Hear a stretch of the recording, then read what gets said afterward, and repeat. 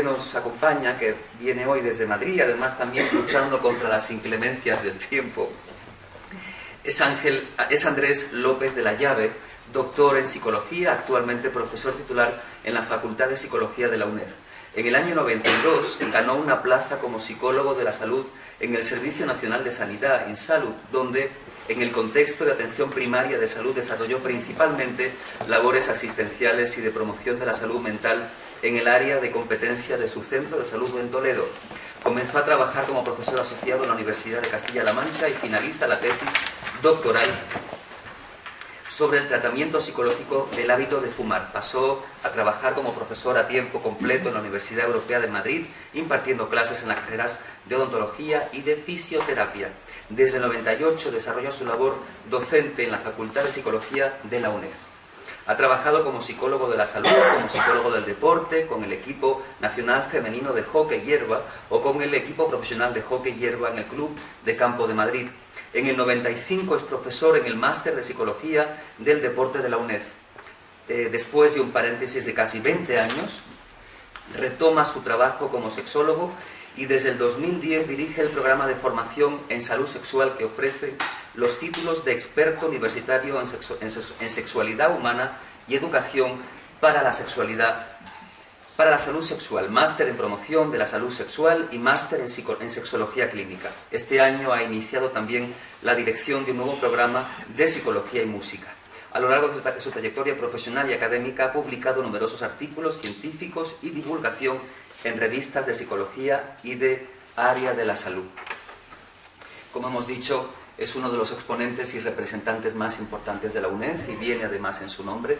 Vamos a abordar hoy el tema de la alimentación y yo esta tarde proponía en las redes sociales que vivimos en un continuo desconcierto alimentario, porque esta sobreinformación con la que convivimos cada día a través de las redes sociales, de los numerosísimos medios de comunicación, de los mails y anuncios, nos tiene a todos muy perdidos. Es decir, de hecho, a este punto del juego no sabemos si el agua engorda, si la leche es buena, si los lácteos provocan intolerancia alimenticia, si la carne roja provoca cáncer, si por la noche, el otro día he leído que el agua fría tomada por la noche antes de acostarte favorece el riesgo de un ataque al corazón, con lo cual te vas a la cama con un miedo terrible. Por favor, pónganos luz a esta incertidumbre que todos tenemos, porque la información o el acceso a la información está sobrevalorado, de tal forma que hoy en día no distinguimos, no discernimos entre la verdad, la media verdad y la mentira. Ángela toma las riendas, bienvenida como siempre una vez más, compañera. Andrés, bienvenido. Gracias. Un placer. Gracias.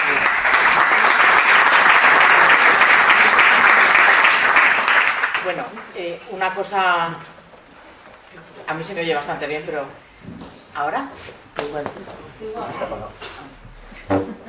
Que una cosa que yo creo que hay que aclarar desde el principio, y es que Andrés es psicólogo, yo soy psicóloga, pero ninguno somos dietistas. O sea, podemos tener formación o lo que sea, pero no es una especialidad que tengamos. Luego hay preguntas que puede ser que no se puedan responder, pero intentaremos responder a las más posibles, ¿verdad?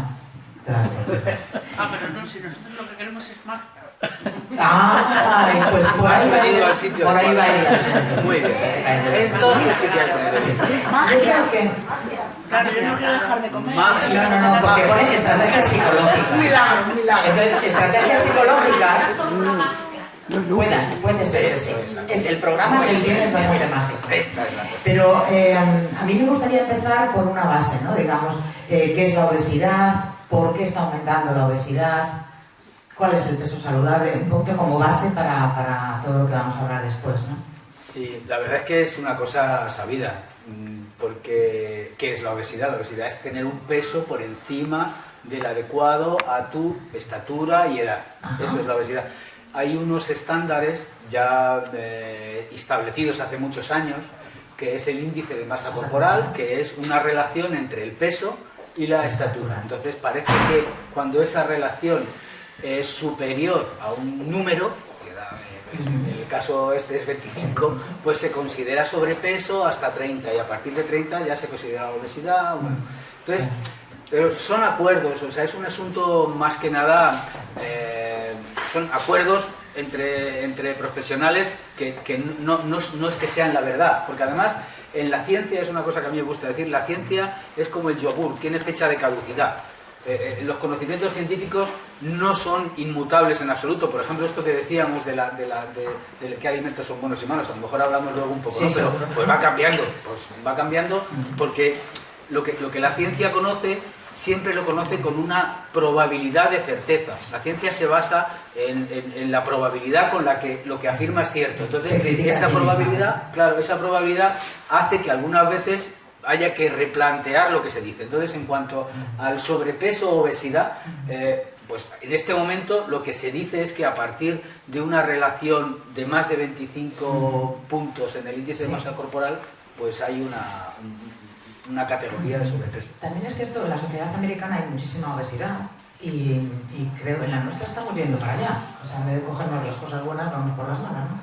Entonces, ¿por qué estaría aumentando tanto también la obesidad aquí en España? Yo o sea, como tú dices, yo soy psicólogo y la verdad es que mi tema y el del libro no es exactamente eso, pero bueno, me he informado y me he preparado. O sea, lo que hacemos los científicos cuando tratamos un tema en el que no es de tu área, pues es por lo menos leernos las cosas. Y efectivamente está aumentando no solamente en España, sino en el resto del mundo. Y hay muchas razones que tienen más que ver que hay como dos grandes tipos de razones. Un tipo de razón que tiene que ver con los productos que ingerimos, con lo que nos alimentamos, que es que se están manipulando, sobre todo los alimentos industriales, los alimentos que han sido procesados, de alguna manera se les manipula para que sean más energéticos de la cuenta y entonces pues y más sabrosos, y entonces resulta más gustoso comerlo y se come más de la cuenta. Una de las razones es que los alimentos cada vez están más buenos. No me digáis nada de los yogures, de los helados de yogur esos que hay por ahí. Eso está buenísimo. En verano y en invierno siempre está buenísimo. Entonces, es tentador comer más de la cuenta. Aparte de la disponibilidad monetaria que tenemos, no lo podemos permitir. Entonces, hay una razón puramente de disponibilidad de recursos energéticos para ingerir más de la cuenta. Y luego, la otra cuestión es con los hábitos propiamente alimenticios y con los hábitos de ingesta. Cada vez es más frecuente encontrar que las personas tenemos menos tiempo para comer y comemos más rápido. Eso tiene un impacto en lo que se come. Luego hablaremos probablemente más de ello. ¿Y por qué peso más de la cuenta? Porque dicen, no, yo es que estoy gorda o gordo porque decimos gordo. Que a mí, yo digo gordo a flaco como delgado a grueso, ¿no? Pero bueno, decimos estoy gordo, no decimos estoy grueso. Entonces yo estoy gorda porque tengo mucho hueso. Yo estoy gorda porque como deprisa. Pero ¿por qué estamos gordos? Porque la gente pesa más de la cuenta porque come más de lo que gasta. Pero es que yo es por la ansiedad. Da lo mismo. Oye, una cosa, el tema de la ansiedad, yo me lo encuentro muchísimo en los comentarios. Entonces, ¿tiene que ver algo el tema de la ansiedad? ¿O te quita la ansiedad el comer? O la gente cuando se pone nerviosa o no come nada o come un montón. Entonces yo no sé si tiene algún tipo de relación.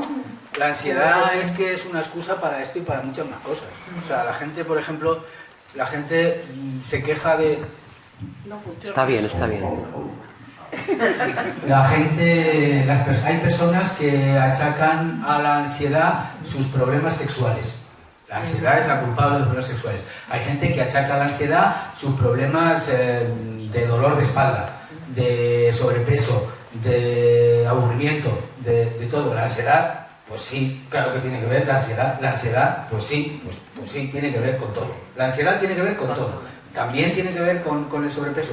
Hay gente que dice que la ansiedad le calma, como dices, que el comer le calma la ansiedad. Pues seguramente es verdad, pero hay muchas más cosas que también le calmaría la ansiedad. Lo que pasa es que ha elegido esto o tiene esto más disponible, porque la disponibilidad es fundamental para explicar las conductas. Entonces la comida está muy cerca, es un recurso muy sencillo y eso es más fácil. Entonces, pues hay gente que sí, que dice que come más. Bien, esto no es incompatible con lo que proponemos para perder peso. Bueno, el tema de la alimentación sabemos que es muy importante para la salud, es una cosa que ya lo sabemos, pero ¿y para la felicidad? ¿El alimentarse es importante, por ejemplo, para la felicidad? Es que para la Yo felicidad... soy feliz comiendo. Uy, es que para la felicidad es importante absolutamente todo lo que hacemos, también la comida, pero especialmente la comida. ¿Por qué? Porque comer es un acto, es una actividad que hacemos durante decenas de miles de minutos a lo largo de nuestra vida. Y en general, que levante la mano el que no lo piense así, en general comemos cosas que nos gustan y nos producen placer. Comer es que es un placer. A mí me encanta comer. Vamos, es que es fenomenal comer. Entonces, claro, que produce felicidad. Si todos los días nos damos un chute por la mañana de un desayuno que nos gusta, luego a media mañana de otra cosa que nos gusta, estamos exponiéndonos a estímulos que nos producen placer y claro, eso aumenta la felicidad. Comer es buenísimo para la felicidad. No hay que dejar de comer ni comer cosas malas. Hay que comer cosas que nos gusten. Nunca comáis cosas malas. ¿Y lo de adelgazar es solo por salud o hay más cosas? O sea, ¿por qué queremos adelgazar? Pues la salud... O sea, ¿qué nos lleva a querer bajar peso? Sí, la salud es una cosa muy importante y a la mayoría de las personas seguramente la principal razón que se aduce a la hora de bajar de peso es precisamente la salud, porque pues estamos también muy bien informados al respecto. O sea, los medios nos están informando continuamente de la necesidad de bajar el peso. El sobrepeso tiene nefastas consecuencias sobre muchos aspectos de la salud de las personas, porque influye en muchos órganos, en muchos sistemas. Influye en el sistema cardiovascular, en el sistema endocrino, en el sistema osteomuscular. Influye en todo negativamente. Entonces, es bueno mantener un peso saludable porque va a hacer que estés bien. Pero no es solamente una razón de peso, una razón de sobrepeso la que lleva a la gente a decidir que quiere adelgazar, sino que también hay una serie de parámetros culturales en este momento en los que el sobrepeso está mal visto y se valora más estéticamente la belleza o sea, se valora más bellamente a alguien que tiene un peso por debajo del sobrepeso. Entonces también hay una cierta presión ahí. La autoestima, ¿no? La autoestima. Las relaciones. Sí, claro. También te afecta a nivel sexual. Hay pocos estudios, pero hay alguno por ahí que yo sepa, ¿no? Obesidad y sexualidad. Sí. El sobrepeso afecta prácticamente en todas las funciones que puede llevar a cabo. Puede afectar incluso al rendimiento académico, al rendimiento intelectual, porque el sobrepeso supone que estás sobrecargando tus órganos para que hagan otra función y te están restando capacidad cognitiva también. Una cosa, cuando nos planteamos el tema de adelgazar, yo creo que no se tiene en cuenta cada una de las personas somos diferentes. Es decir, es como que una dieta, la buscan, la otra, todas es para todos. Entonces, ¿quién tiene en cuenta a ti? Si tú estás comiendo por ansiedad, si necesitas ayuda, si eres una persona más dependiente de refuerzos, no sé, tu forma de ser, ¿quién la tiene en cuenta? Tú sí. Yo sí, desde el principio. Es que yo creo que todo el mundo es diferente y que todo el mundo requiere que se le ayude a lograr sus objetivos de una forma diferente. Claro. Yo en el libro lo digo, ¿no? Todas las dietas funcionan. Todas. O sea, porque si no, no existirían. Si una dieta no funciona nunca, todas las dietas funcionan alguna vez para alguien. Todas. Pero lo que parece que funciona de las dietas no es lo que se dice que se coma, sino el mero hecho de hacerlo. Es decir, prestar atención a tu peso durante un tiempo y seguir esa pauta. Es decir, lo que funciona es la parte psicológica que tienen todas las dietas. Por eso nuestra propuesta es obviar todas las dietas y centrarnos solo en la parte psicológica, que es lo que funciona. Parece que para adelgazar lo que hace falta es una serie de cuestiones psicológicas, una serie de disposición a hacer algunas cosas. Hay gente que esa disposición la pone a llevar a cabo una dieta y entonces le funciona. Otra gente la pone a llevar otra dieta y todas funcionan. Pero no todas favorecen que se establezca eso como hábito, eso que se ha hecho. No todas ofrecen o implican que lo que se consuma sea saludable, etcétera, etcétera. Entonces, en nuestra propuesta no hay dietas. Hay solamente cuestiones psicológicas. Y todo empieza por bueno, aparte de la introducción y tal, un test que él hace para saber la capacidad de autocontrol que tenemos cada uno, la dependencia de ayuda Y luego la constancia, si somos muy altamente constantes o medios o bajos. Sí, mira. Y a partir de ahí dices a qué nivel hay que ir. Sí, verás, cuando trabajaba en el contexto de la salud, en el centro de salud este que mencionaba en la presentación, oye, si lo sé, te hago una presentación más corta, ¿eh? Es que ha sonado como mucho, pero el que es importante es importante. No es para tanto. Que cuando trabajaba en el centro de salud, observamos una cosa que seguramente cualquiera de vosotros habrá observado, porque la verdad es que nosotros lo que observamos es observable por cualquier persona, y es que no todo el mundo cumple las prescripciones que le hacían los médicos. Entonces decíamos, ahí va, pues si más o menos la mitad de la gente cumple las prescripciones y la otra mitad no. Y entonces esto era en los años 80 y poco, cuando en España todavía no había, o sea, acababan de empezar los centros de salud, la especialidad de medicina familiar y comunitaria estaba incipiente, y entonces, pues, entre los médicos y los sanitarios y los que trabajábamos en ese ámbito, surgió la idea de que en realidad lo que pasaba es que los médicos estaban tratando de una forma excesivamente directiva e impositiva a sus pacientes, que hacía falta responsabilizar a los pacientes de sus cuidados para que de esa manera cumplieran las prescripciones. Y entonces hicimos un experimento. La mitad de los médicos estuvieron durante una semana tratando a sus pacientes de una forma directiva. Usted se tiene que tomar esto, a tal hora, a tal hora, a tal hora. A usted le va a pasar esto. Bueno, y vimos el cumplimiento. Y la otra mitad los trató de una forma no directiva, de una forma de corresponsabilidad. ¿Y a usted qué le parece si se toma esto? ¿Y qué le parece, qué prefiere, tomarse esto en pastillas, en polvos o se lo pinchamos? O sea, haciéndole copartícipe, porque se pensaba que si se responsabilizaba en la decisión lo cumpliría mejor. Y miramos lo que pasó. Y resulta que en ambos grupos la mitad lo cumplía y la otra mitad no.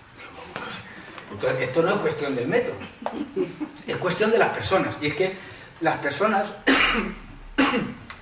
somos diferentes. Hay personas que tienen una característica psicológica que se llama locus de control interno y otras personas que tienen una característica psicológica que se llama locus de control externo. Las personas que son internas tienden a hacerse responsables de su salud. Y las personas que son externas, el locus de control en salud, tienden a hacer responsables a otros, o a la suerte, o a la ansiedad de su salud, no a sí mismos. Por ejemplo, esto también tiene que ver con el rendimiento, porque las investigaciones en locus de control se empezaron a hacer en el contexto académico, y se veía que había gente que decía, a mí es que me han suspendido. Otro, no es mi culpa, tengo un suspenso, pero yo no he suspendido, me han suspendido. Y mientras que hay gente que dice, no, es que he suspendido. El que dice, me han suspendido, dice, no soy yo. Y el que dice, he suspendido, es el responsable. Bueno, pues en la salud existe también esa cuestión. Las personas internas tienden a ser responsables, tienden a asumir que su salud depende de ellas. Entonces, cuando los médicos les dan las pautas de tratamiento en un formato directivo, dicen, por aquí, este médico, ¿qué coño? Es el que sabe de mi salud, soy yo, ¿cómo le voy a hacer caso a él? Es que me está mandando, seré yo el que sabe. Y no le hacen caso, y no cumplen. Cuando van a un médico que les ofrece las prescripciones de una forma compatible con su personalidad, dice, ¿a usted qué le parece? Dice, este médico sí que sabe, ¿eh? Sabe que soy yo. Y entonces cogen y lo hacen. Pero cuando uno, externo en salud, externo en locus de control, va a un médico directivo y le dice, usted lo que tiene que hacer es tomarse esto, dice, este médico sí que sabe, y va y lo hace. Pero cuando va a uno no directivo y le dice, ¿y a usted qué le parece? Dice, este no sabe nada, pero si me lo pregunta a mí. Es decir, lo que tienen que hacer los profesionales de la salud es tratar a cada uno conforme su peculiaridad en cuanto a personalidad, en el tema en el que esté. Entonces, en el tema de adelgazar, obviamente esto es fundamental. No todo el mundo requiere el mismo tipo de orientación. Hay personas que requieren una orientación más directiva en la que tienes que hacer esto, esto, esto y esto. Y no pierdas el tiempo sabiendo por qué. Y hay otros que no van a hacer esto, esto, esto y esto que tienen que hacer si no saben por qué. Entonces, en el libro lo hemos contemplado y hemos hecho un cuestionario que pasamos a 1000 personas y hemos hecho todos los trámites que hacemos los psicólogos cuando hacemos un test. Hacemos un montón de trámites, que es probar que funciona, saber que... Bueno, pues hemos hecho todos los trámites y hemos llegado a lo que se llama la validación del cuestionario. Es decir, parece que vale para lo que vale.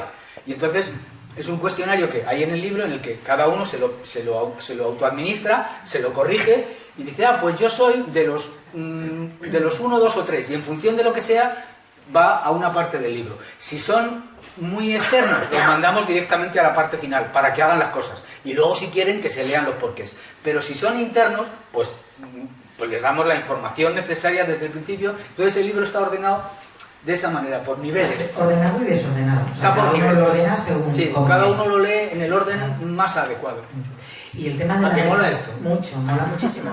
Él me decía, antes de la edición, decía, Ángela, léetelo y a ver qué te parece y tal. Y yo decía, pues que está personalizado. Yo creo que nadie ha hecho eso. O sea, que sea personalizado para cada Tú eres uno. de las primeras que lo has leído, ¿eh? Claro, ¿ves? Qué enchufe tengo yo. Una cosa, para el tema de la adherencia al tratamiento, yo también tengo anotado para preguntarte. Aspectos como la motivación, porque me parecía muy curioso. La motivación inicial es el impulso de huida y luego la motivación de meta. Explícame esto, por favor. Bueno, explícales. estos conceptos, yo es que decía Ángel esta mañana que yo soy un psicólogo de sexo, drogas y rock and roll. Porque es a lo que me he dedicado. Primero me dediqué a la sexología, luego trabajé en drogodependencias y ahora en música. Soy el primer psicólogo de España de sexo, drogas y rock and roll. Entonces, esto de las dos motivaciones es una cosa con la que trabajaba yo cuando trabajaba en las drogas, pero que tiene aplicación en muchos contextos. Y es que las personas, cuando quieren lograr un objetivo, pues los objetivos generalmente están muy lejos. Cuando un drogodependiente que se ponía heroína en los años 80 quería dejar la heroína, estaba lejísimos lo de dejar la heroína. Cuando alguien que quiere adelgazar quiere pesar 15 kilos menos, un porcentaje menos, lo ve lejísimos. Y entonces, pues no dan ganas. O sea, las metas lejanas son menos interesantes que las cercanas. Pues sí, seguramente debe ser intensamente placentero pesar 10 kilos menos. Pero es que es algo que ocurrirá dentro de 7 meses y ahora tengo un bombón. Que el bombón es mucho menos placentero que lo que eso. Pero vale más el placer actual, pequeñito, que el placer futuro. Esto lo hacen también en economía de la psicología. Los psicólogos de la economía lo tienen en cuenta. Vale más el dinero contante ahora que la promesa de dinero en el futuro. La motivación depende de lo lejana que esté la meta. Entonces, hay otro factor a tener en cuenta en la motivación, y es que, además de la motivación de atracción que supone lograr la meta, hay otra cosa que es la atracción, el impulso de huida, que es el reconocer en dónde estás. Entonces, lo que proponemos es que hay que combinar la motivación que te impulsa a huir de donde estás, que es que mal me siento pesando más de la cuenta, que no me puedo agachar, que no me sientan bien los trajes, que no me gusto.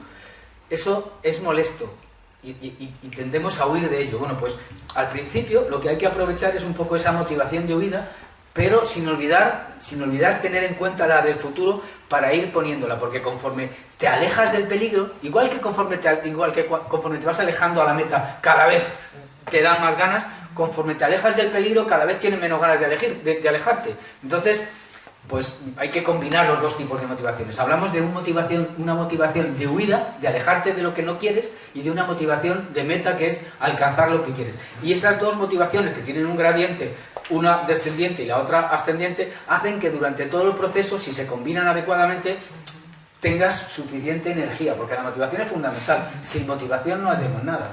Pero, para no abandonar la dieta, ese tipo de motivación, pero también el esfuerzo, o sea, comprometerte con el esfuerzo, ¿no? La comprensión de lo que estás haciendo y luego ir viendo los resultados, porque si no, ¿tú cómo sabes esa paso? Claro. El esfuerzo, o sea, todo es importante. Todo es ¿no? importante. El esfuerzo. Por ejemplo, en esto del control de la motivación hay una cosa que a mí me gusta mucho utilizar y que no es muy bien entendido y incluso hay en muchos contextos en los que estaban, y seguramente habréis oído muchas veces que esto que voy a decir es un disparate, y es que hay que pesarse todos los días. Entonces, cuando alguien ha ido al endocrino para que le ponga a decir, no, pero no te peses, que eso te pone ansioso porque ve. Pues no, pues el endocrino está equivocado, porque pesarte y ver que no has adelgazado te supone un chute de motivación de huida. O sea, claro, tienes que aprender a interpretarlo, hace falta considerarlo así, no quedarse, peso más, y que no sirve para nada. Tiene que ser peso más, me cago en la mar, tengo que hacerlo mejor. O sea, tiene que ser que te sirva. Pesarse todos los días es fenomenal, porque además todos los días, por la mañana y por la noche. Por la noche siempre pesas más que por la mañana. 1 kilo por lo menos. Entonces, por las noches dices, cago en la mar, mañana lo tengo que hacer mejor. Porque pesan más que por la mañana. Luego, esa práctica te ayuda y sobre todo te permite saber dónde estás. Porque vas viendo que día a día, que semana a semana mejor, bueno, primero aprendes que hay variaciones, que te lo dicen todo el rato. Bueno, pues hay variaciones. ¿Y porque haya variaciones no me voy a pesar todos los días? Pues si yo ya sé que las hay, voy a anotarlas. Porque yo no me peso para juzgarme, sino que me peso para motivarme. La diferencia es esa. No hay que pesarse para juzgarse, sino para saber dónde se está. Entonces, esta práctica que yo propongo es muy criticada, pero la verdad es que llevamos ya un tiempo haciendo este programa con gente, ¿no? Y parece que funciona. Pero es que además tú en el libro comentas de estudios que se han hecho que pesan menos las personas que se pesan más veces. Sí, en el estudio, fíjate, en el estudio este que hicimos nosotros, cuando hicimos el cuestionario, cuando construimos el cuestionario, preguntábamos, además de las preguntas que hay en el cuestionario, preguntábamos por el peso, si se pesaban, si tenían báscula, cada cuánto se pesaban, y encontramos que la gente que no se pesaba, nunca tenía más peso que la gente que sí que se pesaba. Eso no quiere decir que pesarse sea la causa de adelgazar, no, pero sí que pesarse tiene alguna influencia en el autocontrol que tenemos sobre el peso. Hombre, pesarse es un ejercicio, tienes que subirte a la báscula, pero es muy poco. Subirse a la báscula no gasta muchas calorías. Si ponemos la báscula alta, bueno, podríamos poner la báscula que haya que subir, entonces sería más. Entonces, pero no solamente en nuestra investigación ha sido así, sino que en otras investigaciones que hemos encontrado también informan de este hecho. La gente que se pesa, que usa la báscula, pesa menos, su peso es más acorde a su peso ideal que la gente que no utiliza la báscula. Y la única explicación es que les permite saber dónde están y les sirve de ayuda a la hora de mantener la motivación. Vale. Y bueno, estábamos hablando de que había una enorme cantidad de dietas, ¿no? Y decías que todas en algún momento funcionan. Y eso también me gustó, porque dices, pues, para unas personas o para otras personas sí que funciona, ¿no? Pero entonces también hay una manipulación, pienso yo, en la publicidad, porque te intentan hacer ver que vas a bajar mucho peso muy rápido y muy fácil. Entonces hay tal cantidad de dietas de estas y tal que hacer un estudio científico de todas ellas yo creo que es materialmente imposible por el tiempo, ¿no? Y incluso hay cosas contradictorias. Lo tienes en la página 177, me vais a dejar que os lo lea. Yo que como he escrito 3 libros después ya se me ha olvidado lo que puse ahí. Contradictorio como que dices, pues beber agua durante las comidas o no beber agua durante las comidas. Los hidratos de carbono solo por la mañana, o solo a mediodía, o solo por las noches. 5 comidas al día, o 3 comidas al día, o 1 comida al día. Sin aceite de ningún tipo, o con mucho aceite de oliva, o son imprescindibles frutos secos, o no se puede tomar bajo ningún concepto frutos secos. Nada de alcohol, o un vaso de vino en las cenas, o 2 vasos de vino, uno en la comida y otro en las cenas. La fruta solo en ayunas, la fruta solo antes de las comidas, la fruta solo después de las comidas, la fruta nunca. Puntos suspensivos. Todo tiene informes de revistas científicas en las que se demuestra que tiene un efecto sobre el sobrepeso. Por eso digo que todas las dietas funcionan, pero no funcionan por lo que dicen que comas, sino porque prestas atención a tu peso durante ese tiempo. Y, de hecho, el hecho de prestar atención hace que comas menos. O sea, no importa lo que comas, lo que importa es cuánto comes. Sí, tú has dicho que tienen en común una cosa. O sea, todas tienen que tienes que comer, cuánto, tal. Pero es cómo comer y cuánto comer, ¿verdad? Eso es. Todas te dicen cómo comer y cuánto comer. Te hacen prestar atención a la comida y te piden que comas menos. En todas. No es ninguna que te diga, no, tú, por ejemplo, ajos, come ajos todo hasta que quieras, todo lo que quieras. Si comes solo ajos durante todo el día, engordas. Ajos y agua, engordas.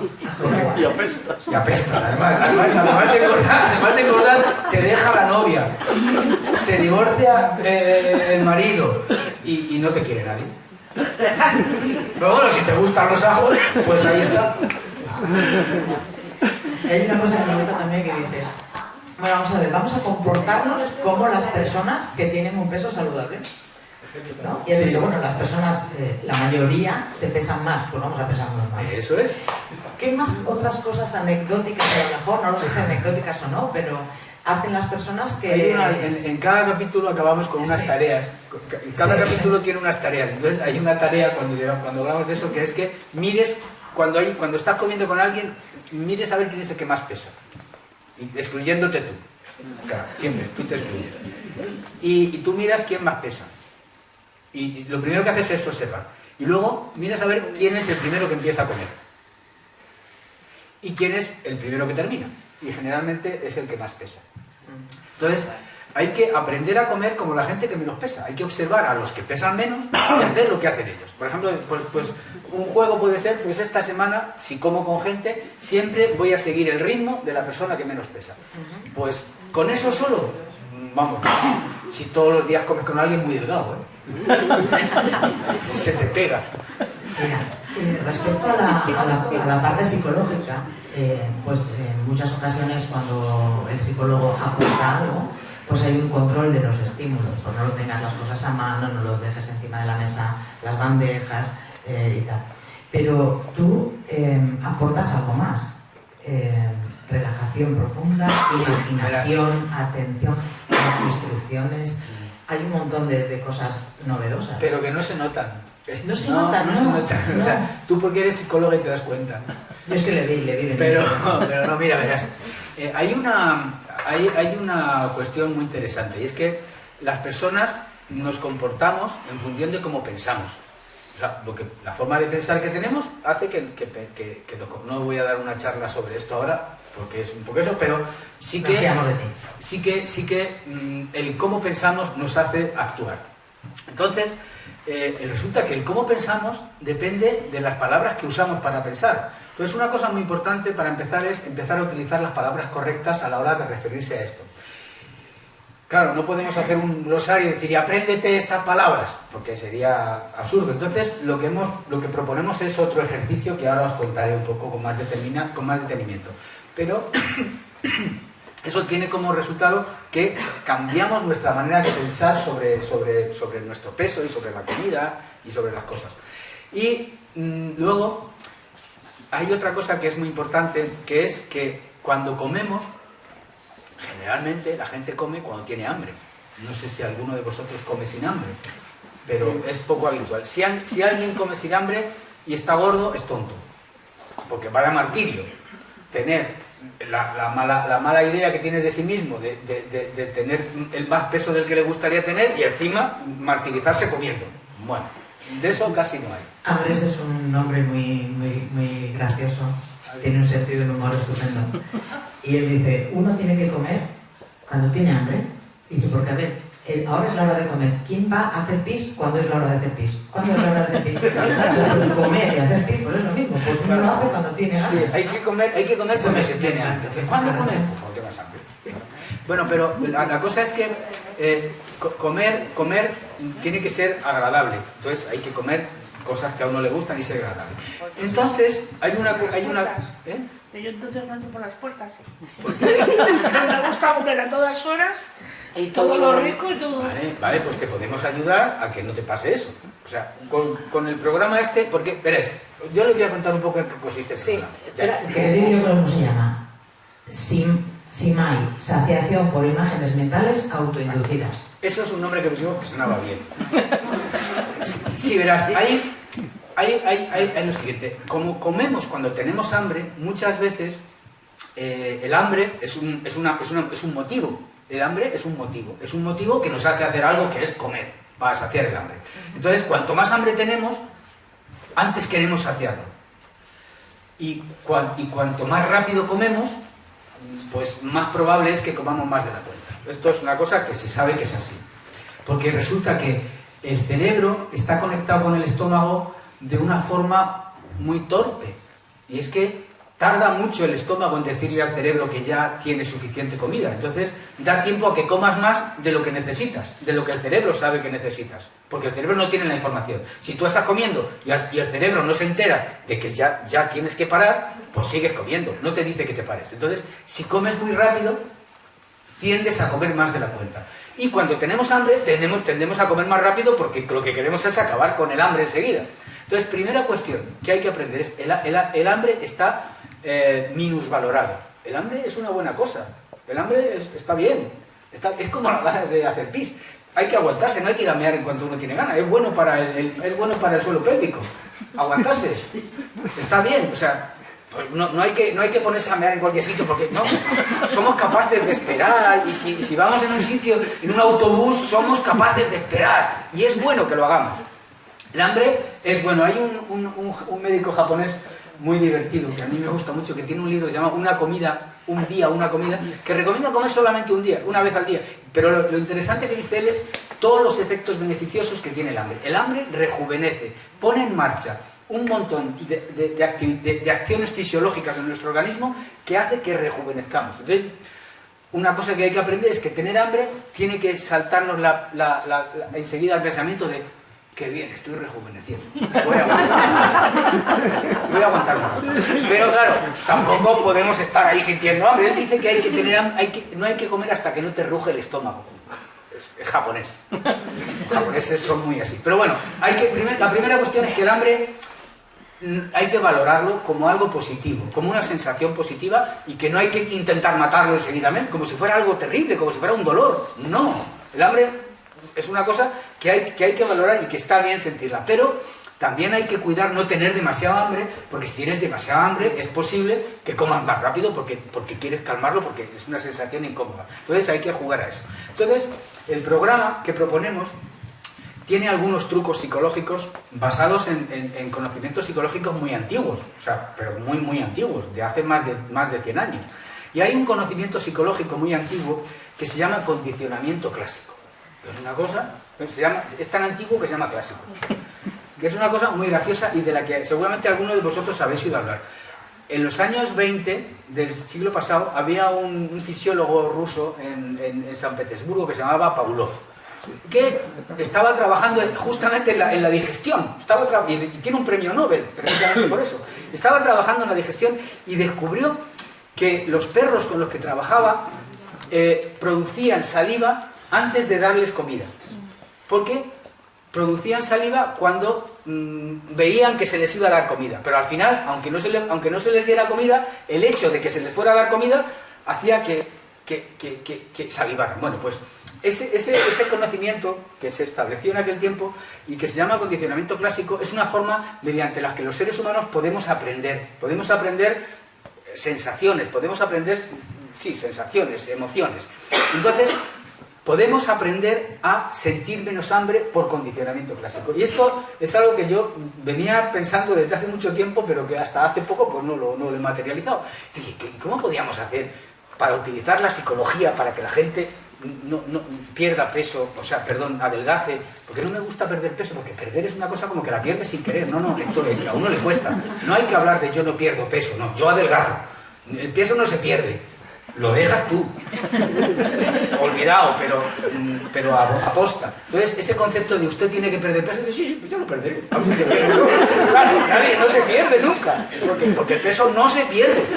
El peso hay que dejarlo con mucho esfuerzo. Entonces, yo en el libro no digo en ningún momento perder peso. Y procuro no decirlo. Algunas veces se me va porque es una forma habitual de hablar de ello, pero es una cosa que yo creo que hay que cambiar. Es una de las cosas que hay que cambiar en la mente. No hablar de perder peso, hay que hablar de adelgazar. Bien, entonces decía, ¿cómo podemos aprovechar esto para que la gente esté en su peso saludable y adelgace? Y no encontraba la solución. Entonces, pues hay técnicas psicológicas de condicionamiento clásico. Entonces yo pensaba, decía, pues podríamos condicionar el comer con un choque eléctrico.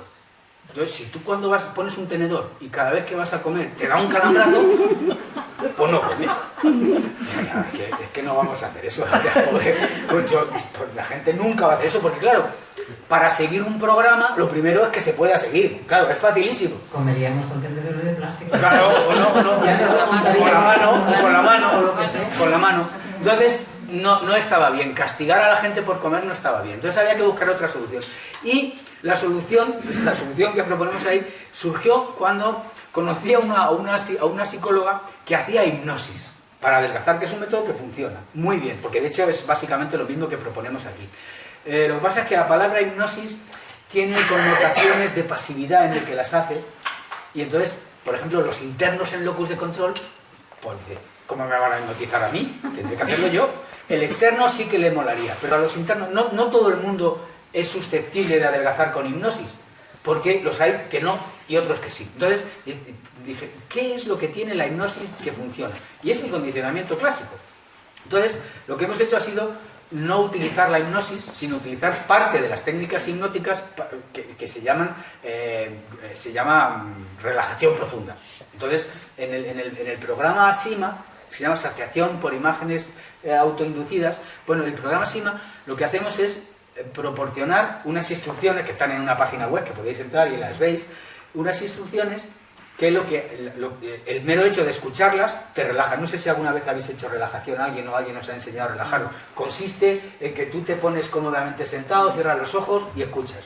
Entonces, pues el mero hecho de escuchar y seguir atentamente lo que se te dice hace que te relajes y que pienses las cosas, que dejes de pensar y que te entregues a esas sensaciones. Bueno, pues esa relajación profunda hace que, aparte de que baja la ansiedad para luego, y que se duerma mejor. Y luego las autoinstrucciones que das y entonces, la durante la ansiedad, durante la relajación, cuando ya se ha logrado la relajación, pues se ofrecen unas indicaciones de pensamientos, que son las autoinstrucciones. Entonces, en el estado de relajación aprendemos muy bien. Es condicionamiento clásico. En un estado agradable tenemos unas ideas que se nos ponen. Vale, pues esas ideas se quedan fijadas. Por eso se llama condicionamiento clásico, porque se dan a la vez las dos situaciones. Entonces, cuando se está relajado, hay una serie de instrucciones que se te dan para que pienses determinadas cosas. Y luego, cuando estás en la vida misma, esas cosas aparecen en tu cabeza. Cuando vas a comer, pues te acuerdas, porque lo que se te pide cuando estás relajado es que te imagines las situaciones de comer. Entonces, cuando vas a comer, te acuerdas de eso porque lo has aprendido. Y como lo has aprendido, pues lo haces. Por ejemplo, hay una sugestión que se hace, que es que juegues a que tu estómago sea más pequeño. Entonces, pues en estado de relajación, imaginas que tu estómago es más pequeño, incluso que tú controlas cómo lo haces más pequeño apretando la tripa. Así, aprieta la tripa, sale más chico. Y claro, si tu estómago es más pequeño, tu cerebro, el mero hecho de que tú imagines en estado de relajación que tu estómago es más pequeño, hace que tu cerebro acabe considerando que tu estómago es más pequeño y que cuando comes te informe antes de que te has llenado. Entonces te llenas antes y además, y sobre todo, vas con menos hambre a la hora de comer, porque en lo que consiste es en sentirte saciado antes y por lo tanto comes menos. O sea, es un truco psicológico que hace que comas menos por esta técnica, que técnicamente, para quien esté interesado, se llama condicionamiento cubierto, que es condicionamiento en imaginación, porque hay dos tipos de condicionamiento: el que se hace en vivo y el que se hace en la realidad, y el que se hace imaginando. Lo que imaginamos también tiene efectos de aprendizaje. Se utiliza mucho para fobias, el encubierto. Claro, se utiliza en muchas situaciones psicológicas. Yo en terapia, para explicar un poco esto, digo que se imaginen un limón. Entonces les voy describiendo un limón. Si imagináis que chupáis un limón de una forma vivida. Vamos, que lo podemos hacer aquí. Cerrad los ojos un momento. Vamos a hacerlo. Cerramos los ojos. Cerrad los ojos, todos. Vamos a imaginar un limón de tamaño medio, de color amarillo con algún toque verdoso. Lo tocamos con las yemas de los dedos. Está frío, lo hemos sacado de la nevera. Y mira, es suave, pero un poquito rugoso. Vamos a sacarle un gajo. Ya no es que esté frío, es que notamos la humedad. Y ese olor del limón recién abierto, ¿no? Es una pasada. Mira, hay 3 pepitas, una la debéis abierto por la mitad. Vamos a coger el limón ese, vamos a meterlo en la boca. Y chupamos, y es fresco, pero es súper ácido. ¿Recordáis esa sensación? Es súper bueno. Abrid los ojos y a ver quién tiene más saliva en la boca. Un poquito más de saliva en la boca. Porque si lo habéis vivido, tenéis más saliva en la boca. Entonces, somos la más fuerte. 40 segundos. Imagínate media hora haciendo este. Entonces, esto significa que yo con una imagen de algo que no hay, el limón segrega muy rápido la saliva porque es un ácido. Entonces, para que no llegue directamente al estómago, enseguida segregamos una saliva para compensar. No hay ningún limón, pero el cerebro ha creído que sí. Y hemos segregado una sustancia física, físicamente. Pues lo volvemos a hacer y volvemos a segregar. Y ya sabemos que es mentira.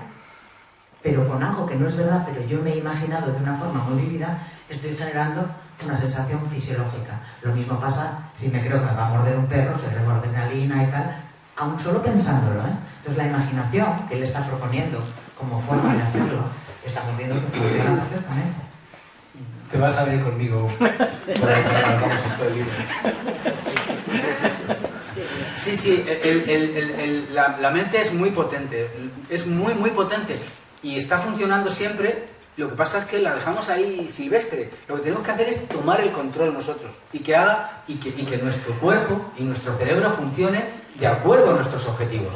Entonces, pues hay que amañar las circunstancias de alguna manera, porque no es cuestión de poner mucha fuerza de voluntad, porque más vale maña que fuerza. Es cuestión de maña, más que fuerza de voluntad, es maña de voluntad, es amañar las circunstancias para que las cosas ocurren. Y igual que ocurren cuando imaginamos un limón, también ocurren que nuestro cerebro acepta que nuestro estómago es más pequeño. Si todas las noches le decimos antes de acostarnos durante 20 minutos, en estado de relajación, en el que no tiene otra cosa que hacer que creerse lo que le estamos diciendo, que el estómago es más pequeño. Y al cabo de 2 semanas de decirle que el estómago es más pequeño, el cerebro se cree que es más pequeño y no tienes hambre. Lo que mola de este método es que enseguida dices, no tengo hambre. Estamos tratando, por eso llama saciedad. Estamos tratando a gente, o sea, a ver, el libro está pensado para gente que no tiene un exceso de peso, para gente que, o sea, que no es un problema médico, sino para gente que quiere, pues que está entre 29 y 25 de índice de masa corporal. Sobrepeso, ¿no? Sobrepeso. Sí, no queremos competir con los endocrinos ni con los dietistas, o sea, no es eso. Además es que no es incompatible, se puede estar haciendo una dieta y hacer esto y mejora el resultado. Pero hay personas que estamos tratando, y además lo hacemos por videoconferencia.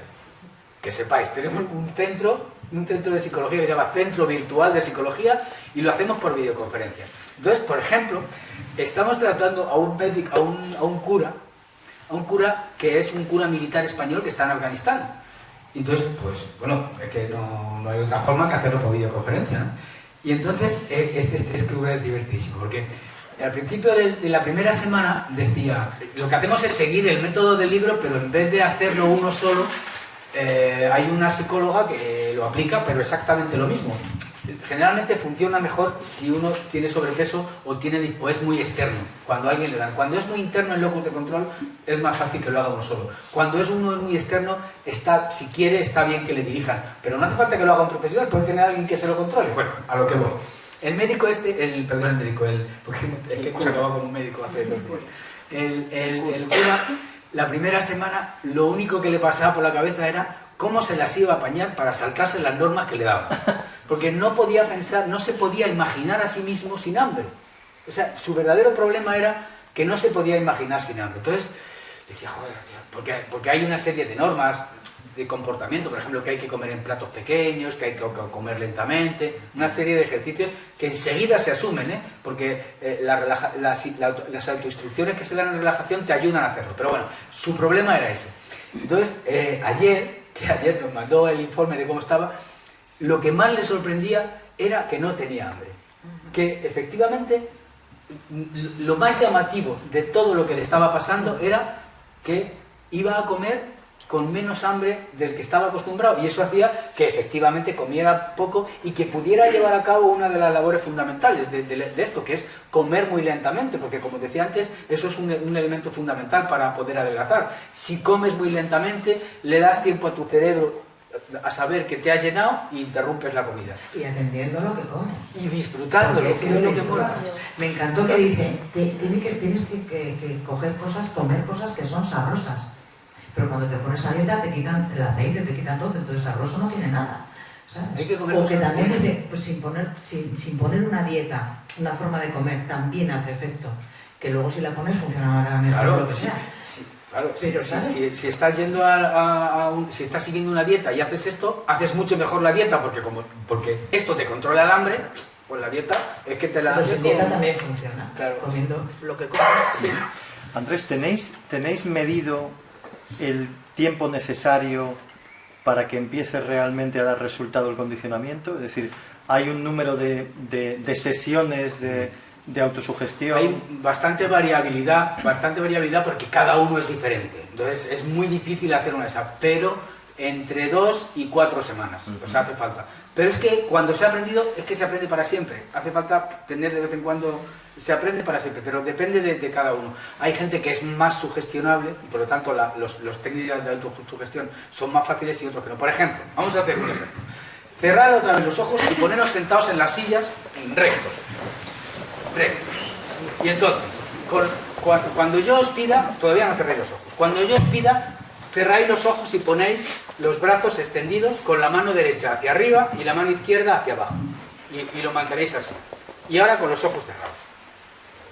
Ya, cerráis los ojos y ponéis la mano izquierda con la palma hacia abajo y la mano derecha con la palma hacia arriba.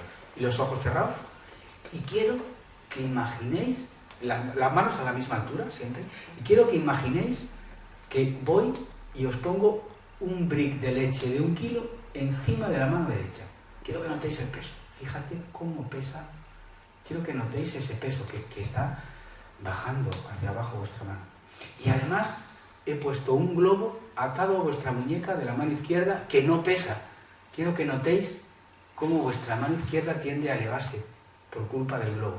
Quiero que tengáis la sensación de que la mano izquierda sube hacia arriba. Dejad que la mano suba hacia arriba poco a poco. Vais notando cómo la mano izquierda sube y cómo la mano derecha va bajando, va bajando.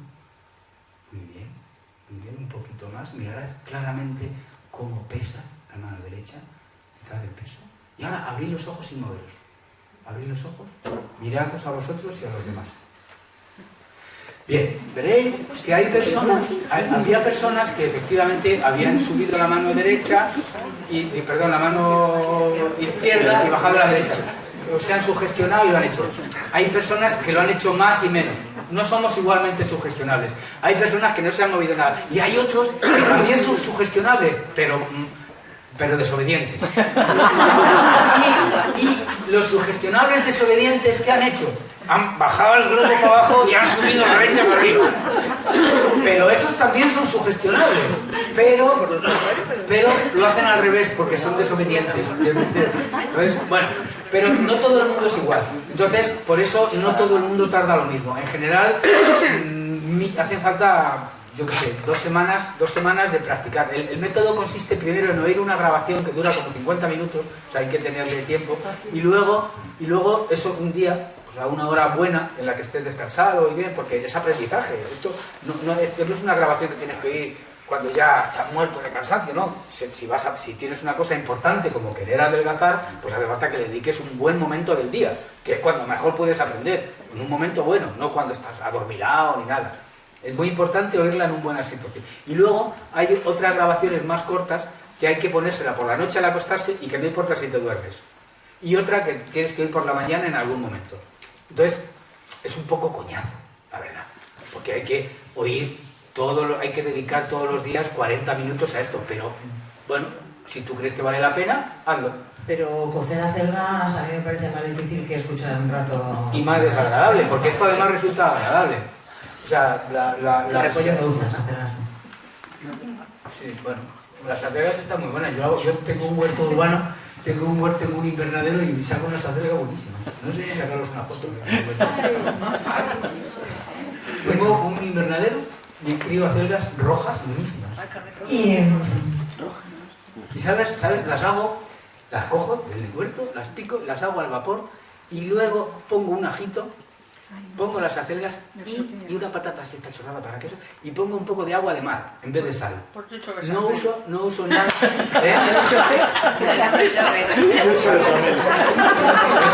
Mira, yo las hago que están buenísimas. En vez de sal, yo ya no uso sal, uso agua de mar. Entonces pongo un poco de agua de mar y dejo que se evapore allí. Están espectaculares, sin bechamel ni nada. Lo que yo opino, por lo que yo estoy leyendo, que me lo he leído, que vamos, lo tengo subrayado completamente. Al final te las vas a comer con bechamel. pero no tantas como comías. Entonces, al bajar la cantidad, sin darte cuenta, tú vas a empezar a bajar. Claro, no son bajadas rápidas como las que prometen, Pero es que estás aprendiendo a comer como los delgados. pero vas a comerlas, pero Entonces, cuando establezcan los hábitos de comida de los delgados, pues nunca vas a engordar, porque Yo he visto delgados que comen muchísimo más que yo. sí, Y están y delgados, comen rápido. a la misma velocidad que yo. Siempre ¿Qué hay. Bueno, hay tienen? metabolismo. Siempre ¿Qué hay, tienen? Siempre hay gente. Hay algo, ¿no? Sí. Claro, un metabolismo basal más alto. por ejemplo, gente muy nerviosa, muy nerviosa, como muy hiperactiva y tal, Yo- está muy Es la cuenta bancaria. Yo la verdad es que nervioso, ¿no? verás, yo la verdad es que no estoy muy seguro de que eso sea una cosa habitual, o sea, no sé si No es existirá. habitual, pero eso. No, pero o sea, Y es posible que con razón, de que canalizan la ansiedad a través de la comida. Es decir, ante un disgusto, ante un bajo estado de ánimo, ante un problema. En esas circunstancias, la sensación de saciación de la comida les genera una sensación de bienestar que atenúa la ansiedad. ¿Hacéis algún planteamiento para ese perfil de usuario de vuestro método o para momentos concretos en que la ansiedad realmente esté ahí?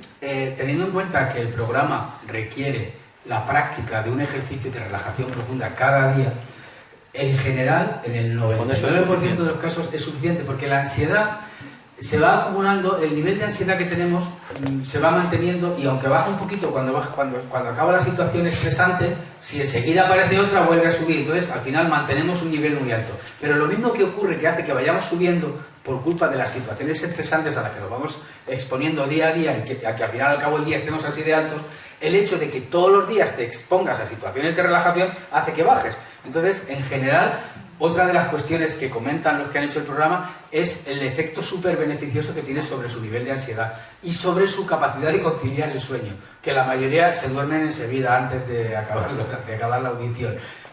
Y antes no les ocurría, ¿no? Entonces, tiene un efecto. De todas formas, cuando es un libro de autoayuda en el que no queremos que la gente que tiene un problema busque la solución ahí, o sea, requiere la ayuda de un profesional, de un psicólogo, de un médico. Si uno tiene un problema de ansiedad, pues no lo va a arreglar solamente de esta manera. Pero en general, la ansiedad habitual, el estrés que podemos estar manteniendo, se ve atenuado con los ejercicios. Ten en cuenta que es que estamos expuestos, según si se sigue el programa, a ejercicios de relajación muy profunda cada día, porque la relajación que se logra es muy profunda. Tanto que uno de los peligros que hay y por los que algunas veces se retrasa la marcha del programa es porque la gente se duerme antes de llegar a la fase de autoinstrucciones y entonces no aprenden las autoinstrucciones y no saben seguirlo. O sea, por eso digo que no hay que oírlo cuando se está demasiado cansado, por lo menos las primeras veces, para que tenga efecto. Entonces, eso de la ansiedad se controla. De todas formas, la ansiedad es la explicación para demasiadas cosas, y yo soy un profesional de la salud, de la psicología, la ansiedad es mi negocio, y está sobrevalorada. Hay muchas cosas que toda la culpa la tiene la ansiedad, y no es así. O sea, la ansiedad junto con otras muchas cosas, o sea, pero no hay que pensar solo en la ansiedad. ¿Qué tipo de autoinstrucciones les ofrecéis? Pues, por ejemplo, autoinstrucciones de cómo abordar la ingesta. Voy a comer lentamente, dejando el tenedor, el cubierto en la mesa, y masticando lentamente. Voy a comer, yo ahora como lentamente, yo ahora como muchas veces, yo ahora como lentamente. Como si te hipnotizaran y te tú comes lentamente, así. Un mantra, ¿no? Una Mantra, yo autoinstrucción. como lentamente. O, por ejemplo, yo como en un plato pequeño, que es otra cosa, porque eso es otra cosa fundamental. Estamos muy acostumbrados, somos muy dependientes de nuestra vista. En el libro cuento una cosa que todo lo que cuento es, este libro ha sido muy divertido para mí hacerlo, porque lo he hecho con cosas que me estaban pasando en ese momento. Además, lo he hecho de una manera muy divertida, que ha sido la primera vez que he hecho un libro. He hecho el libro con el móvil. O sea, me iba de paseo y le dictaba al móvil los capítulos. O sea, le iba dictando al móvil. Los móviles, sabes que les hablas y lo escriben, ¿no? Entonces yo iba escribiendo y luego lo pasaba y lo arreglaba, ¿no? Entonces, por ejemplo, en esto de los platos pequeños, un día estábamos de viaje en Canarias y con Mari Carmen, y vemos un crucero allí a lo lejos. Digo, oh, este es un crucero súper enorme, ¿no? Y dice Mari Carmen, esto que va a ser de los pequeños. Y ella ha ido mucho crucero, yo nunca, pero ella es que es muy, muy viciosa, ha hecho muchos cruceros. La conocen como la capitana, cuando sube. Y dice, no, es un crucero, ese es un crucero pequeño, hombre, no sé qué. Con que miro el nombre del crucero, busco en internet y veo lo que pesa y la gente que va. Pues, yo qué sé, 3.000 personas iban en el crucero. Y a la semana siguiente fuimos a Mallorca a dar un curso, precisamente de alimentación, y desde el hotel vemos un crucero allí. Y digo yo, mira, dice, ¿ves? Ese sí que es un crucero grande. Ah, miro, 1.700 personas, casi la mitad. Digo, coño. Y claro, es que el crucero en Santa Cruz era en Las Palmas. En Las Palmas parecía chico porque tienen un puerto impresionante, un puerto industrial impresionante, donde cualquier cosa que pongas parece más chica. Y el de Mallorca, que es un puerto muy grande, pero de pasajeros. Entonces, un barco parece mucho más grande. Entonces, lo mismo que nos sorprende la visión en estas cosas, ocurre cuando comemos. Entonces, si nos ponemos la comida en un plato pequeño, tenemos la sensación de que hemos comido más, además, si comemos lentamente, que si lo ponemos en un plato, la misma cantidad de comida en un plato grande. Entonces, una forma de bajar la cantidad de comida que se come es ponerla en platos pequeños. Y eso es otra de las cosas, otro de los mantras que se repiten. Yo ahora como un plato pequeño, plato pequeño, plato pequeño, plato pequeño. Y no, gracias, no tengo apetito. Lo de no, gracias, no tengo apetito es otra cosa. Y si no tengo hambre, no, gracias, no tengo apetito. Esto de no, gracias, no tengo apetito se nos mete tanto en la cabeza cuando se hace, que luego vas por ahí y lo sueltas en cualquier sitio. Había uno... Estaba tomando un té antes de venir aquí, digo, ¿queréis comer algo? Y dice, no, gracias. No tengo apetito. No, pero en sitios inconvenientes. Una de las personas con las que hicimos las pruebas, que era un militar, también con los militares, como están por ahí y tenemos un cierto contacto, los atendemos por videoconferencia mucho.